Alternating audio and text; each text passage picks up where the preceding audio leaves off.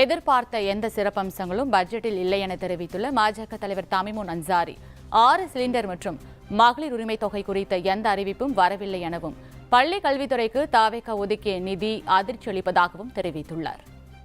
தமிழக வெற்றி கழக கூட்டணி அரசுடைய முதல் நிதிநிலை அறிக்கையில் எதிர்பார்த்த சிறப்புக்குரிய எந்த அம்சங்களும் இல்லை என்பதுதான் உண்மை. குறிப்பாக 6 சிலிண்டர்கள் மானியம் என்று தேர்தல் நேரத்தில் அறிவித்ததையெல்லாம் இந்த பட்ஜெட்டிலே உறுதிப்படுத்துவார்கள் என்ற எதிர்பார்ப்பு பரவலாக இருந்தது. அது இல்லை. மகளிருக்கு 2500 ரூபாய் அந்த உதவித்தொகை வழங்கப்படும் என்ற எதிர்பார்ப்பும் இருந்தது. அதுவும் இல்லை. கடந்த தேர்தலின் போது 436 தேர்தல் வாக்குறுதிகளை தமிழக வெற்றி கழகம் கொடுத்தது. அதில் அனைத்தையுமே முதல் பட்ஜெட்டிலேயே கொடுத்துவிட முடியும் என்பது நடைமுறை சாத்தியமில்லை என்பது நமக்கு தெரியும்.